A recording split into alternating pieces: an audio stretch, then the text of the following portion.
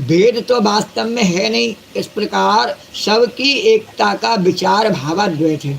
युधिष्ठिर, मन, वाणी और शरीर से होने वाले सब कर्म स्वयं परब्रह्म परमात्मा में ही हो रहे हैं, उसी में अध्यस्त हैं। इस भाव से समस्त कर्मों को समर्पित कर देना क्रियाद्वैत है। और स्त्री पुत्र आदि सगे संबंधी एवं संसार के अन्य समस्त प्राणियों के तथा अपने स्वार्थ और भोग एक ही हैं, उनमें अपने और पराई का भेद नहीं है। इस प्रकार का विचार द्रव्याद्वैत है। युधिष्ठिर, जिस पुरुष के लिए जिस द्रव्य को जिस समय जिस उपाय से जिसने ग्रहण करना शास्त्र ज्ञान के विरुद्ध न हो, उसे उसी से अपने सब कार्य संपन्न करने चाहिए।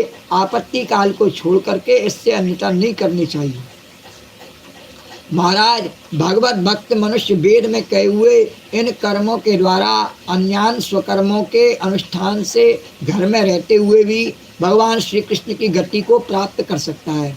युधिष्ठिर, जैसे तुम अपने स्वामी भगवान श्री कृष्ण की कृपा और सहायता से बड़ी कठिन से कठिन विपत्तियों से पार हो गए और उन्हीं के चरण कमलों की सेवा से समस्त भूमंडल को जीत करके और तुमने बड़े बड़े राजसूय आदि यज्ञ किए हैं।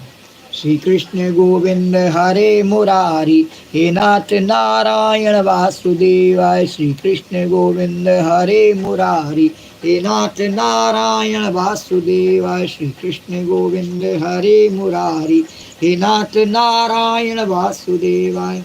और आम परागवम कश्चित गंधर्वा उपबर्हणा नामनी ते महाकल्पे गंधर्वाणाम सुसम्मता रूप शैल्या माधुर्या सौगंध्या प्रियदर्शना स्त्रीणाम प्रियतमो नित्यम मनस्तो परलंपटः एकला देव सप्रेतो गंधर्वाप्सराम गणा और अपूता विश्वग्वे हरे घाटोपगायनिः आम चा गाय सर्विद्वां स्त्री पर्वतो गता ज्ञात्वा विसृजस्तन में हेरनम से पुरोजसा और याई त्वं शूद्रतामासु और नष्ट स्वीकृत हेलनः तावा दास्याम हम यज्ञे तत्रापि ब्रह्मवादिनां शुश्रूषायानुसंगेणा प्राप्तो हम ब्रह्मपुत्रतां धर्मस्ते ग्रह मेधियो भणित पापनाशना गृहस्थो तेज परवीम अज्ञसान्यासनामियात्।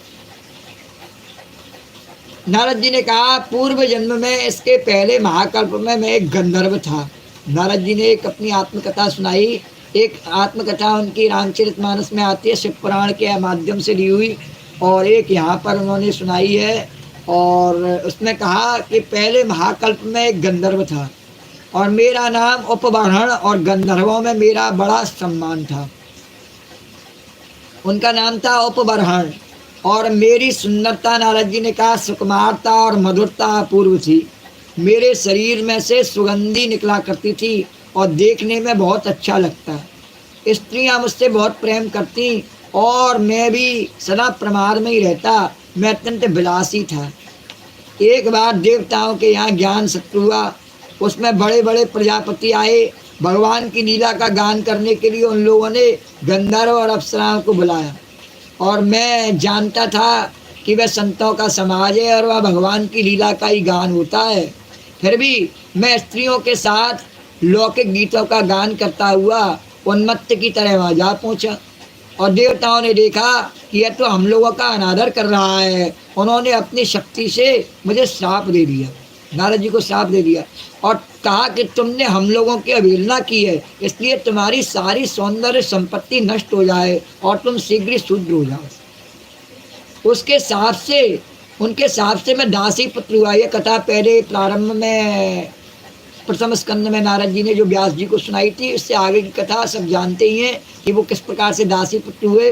किंतु शूद्र जीव में किए हुए महात्माओं के सत्संग और सेवा शुश्रूषा से प्रभाव से मैं दूसरे जन्म में ब्रह्मा जी का पुत्र हुआ। किंतु वहाँ उन्होंने जब महात्माओं की सेवा की तब तुरंत ही उसका फल मिल गया। और संतों की अवहेलना और सेवा का यह मेरा प्रत्यक्ष अनुभव है।